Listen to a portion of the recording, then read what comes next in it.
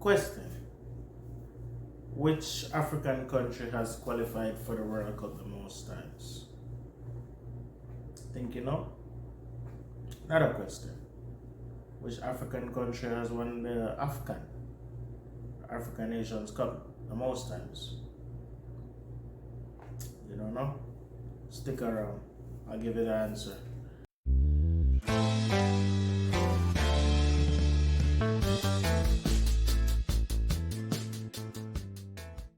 Welcome back, viewers and subscribers, to Wizards of Sports. I'm your host, Sports with Greg, and as this weekend the African Nations Cup 2022 kicks off. Should have been from 2020, but kept being pushed back because of COVID. So finally it is here. African Nations 2022 to be held in Cameroon, the indomitable Lions, representing the lion in the foreground. Yeah, but before I get into that, I just wanna take a quick moment to mention a few African nations that have lit up the world stage and the World Cup. The competition, the highest level of international competition where football or soccer is concerned.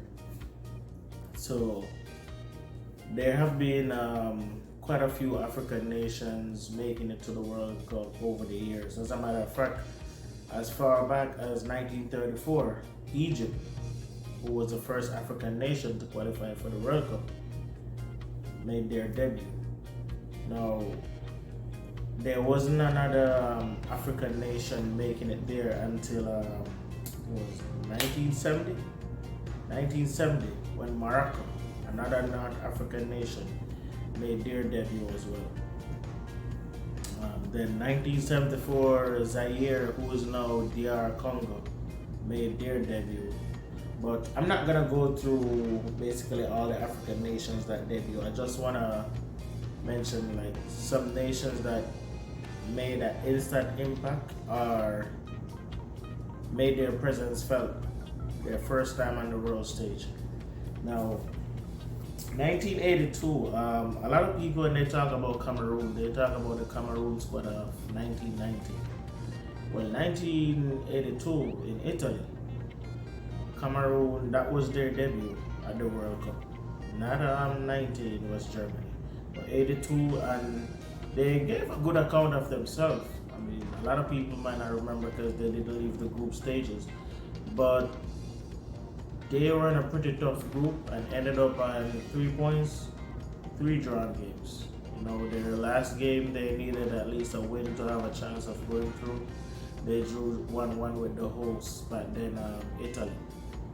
But moving on, like I said, 90 was when they really made their presence felt on the world stage. And though I don't have much recollection of 90, everybody in my age group or even younger knows about Roger Miller. The famous Roger Miller. There was also Oman Biek was a part of that team.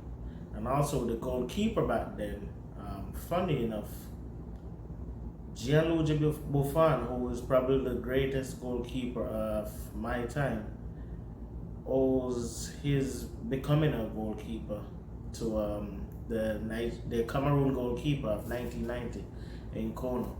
So, I mean, not a lot of names that I can recall from that team, but those 3 names really stand out. But that Cameroon team, trust me, they were the name on everyone's lips, and unfortunately they got knocked out. I think it was England that knocked them out in that tournament. I know I should know these things coming on a video, but I think they got knocked out by England in that tournament, but it was a hell of a performance from them at that World Cup. Moving on to 94, Nigeria. Now, this was their debut, and they're one of 2 teams that really stood out, one of 2 African teams that really stood out on their debut. They were in a pretty tough group as well, with the likes of Argentina, Bulgaria, Greece, and they made it to the round of 16, got beaten by Italy in extra time, um, thanks to a Baggio goal. Actually, Nigeria was leading till late in that game when Baggio equalized and sent the game to extra time. But that Nigeria team, players like Rashid Yakini, Daniel Amakachi, Manuel Amaniki, Finidi George, Sunday Olise. They had a young JJ Okacha. A lot of people do not know that JJ Okacha was at 94 World Cup. He was like 20 or 21 then. I remember two young kids on that team, JJ Okacha and Victor Ikeba. Ikeba went on to play for Monaco. Had a very good career at Monaco. The first time I saw Thierry Henry, actually, it was him and Ikeba playing together at Monaco. But yeah, that Nigeria squad was something special. They left their mark on the world stage. I mean, like I said, I don't have much recollection of 1990 with Cameroon, but what Nigeria did at 1994, trust me, stands out till this day. 98, there wasn't any, well, there was one debutant from Africa in South Africa, but they didn't do much in terms of leaving a mark. 2002, Senegal, they made a grand appearance on the grand stage. Not only did they beat defending champions France and knock them out, they also made it to the knockout stages. As a matter of fact, they made it to the quarterfinals of that World Cup. Now, they had the likes of, once again, I don't remember a lot of those players, but Aliou Cisse, he ended up becoming their coach. I don't know if he's still their coach, but he coached them at the last World Cup. There were players like him, Papa Bouba Diop. I think he scored a winner against France in that game, and El Hadji Diop. So Nigeria and Senegal are actually the two that at their first World Cups got to the knockout stages, and not just the round of 16, but made it to the quarters. Well, Nigeria didn't make it to the quarters, but they had a very brilliant game against Italy. So that was 2002. 2006, Ghana debutants as well made a good account for themselves. They got to the round of 16 before losing. They had players the likes of Essien, Suleiman Tari. They had Sami Kufor, who back then was playing for Roma. He previously was at Bayern Munich, but then at Roma at that stage of his career. John Mensah, Asamoah Gyan, and then 2010, the Africa World Cup. They made it to the quarterfinals this time. No, not debutants then, but gotta give them a special mention there again. They made it to the quarterfinals where they were unlucky to lose to Uruguay in that game in penalty shootout. But yeah, that was a very good showing by them at the World Cup that stage. So that's it for debutants that are African debutants that made their mark on the world stage of the World Cup, that is. Now, as far as the African nations go, oh, by the way, I did say I was gonna tell which African team made the most appearance at the World Cup. That will be Cameroon. As far as who has won the AFCON the most, that will be Egypt. No, that will be my next topic. Now, as far as this year's tournament, AFCON that is, it's probably gonna be, well, on paper so far, it's supposed to be the best AFCON ever. And these players have a lot to prove. Cameroon has a lot to prove in terms of hosting, especially being in the midst of a pandemic. And a lot of the large European clubs who employ some of these African superstars are not happy with the competition being held this time of the year. It has gotten a lot of backlash and negative publicity from the European media. But thank goodness a lot of the past and present black football superstars have spoken out in defense of the competition, because I mean, which player does not want to represent their nation on the international stage? So good to see that a lot of the black athletes and our black footballers, high profile ones, have actually spoken out and let their voices be heard, because there was too much negative light being shed on the competition. Now, onto the competition itself. Like I said, on paper, it's supposed to be the best so far, based on the teams and the level of talent, the quality that's supposed to be on show at this year's tournament. Now, I also asked in the beginning which African nation has won that tournament the most. Surprisingly, Egypt. Well, surprisingly for probably those that have not followed this competition over the years. But yes, Egypt has won it a grand total of 7 times, followed by Cameroon 5, Ghana 4, Nigeria 3, Ivory Coast and DR Congo 2 each. DR Congo, who I also said I'm used to these a year, they have won 2. So yeah, Egypt, even though they have only made the World Cup 3 times, I think. Their first time 34, then they made it again back in the 70s, not 70s, 90s, I mean 80s, because there was actually a 56-year wait before they make it again after they made it in 1934. So yeah, Egypt has won, even though they don't have as much World Cup appearances, they have won their continent's major competition the most, 7 times. So I just want to run through the groups real quick. Group A has Burkina Faso, Cape Verde, Cameroon, and Ethiopia. Now, I'm gonna have Cameroon as favorites from that group because they're the hosts. But based on current form or previous form leading up to the tournament, I would have had Burkina Faso.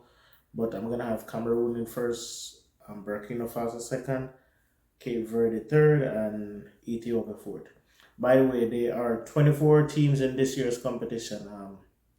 6 groups of 4 each. The two first and second from each group, along with the 4 best third place teams, will make it through to the round of 16.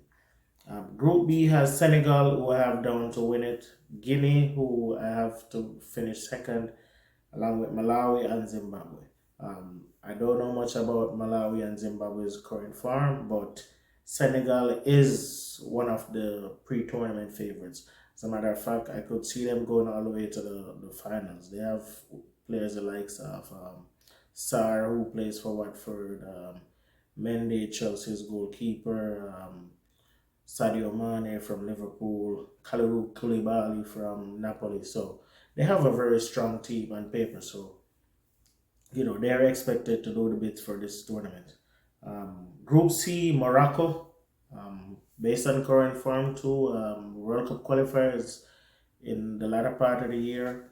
They're expected to be the group winners here, but anything can happen on a given day because Ghana is in the group, and even though Ghana is not performing that greatly in current form, they lost their friendly on Wednesday to Algeria, but Algeria is also one of the pre-tournament favorites, so I don't know how much can be taken from that game, and there were some sloppy goals conceded by the goalkeeper as well.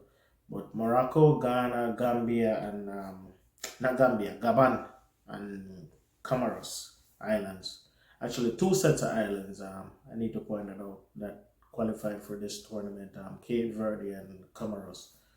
So, like I said, I have Morocco to win a group with Ghana finishing in second, and Gabon in third place. Group D, another of the pre-tournament favorites, Egypt. Nigeria, Guinea-Bissau, and Sudan. Now, not much is known right now about Guinea-Bissau. I know they're of Portuguese background. They have played in previous AFCON tournaments and have made a good account of themselves. But on current form, Egypt with Most people's player of the year for 2021, Mohamed Salah leading them.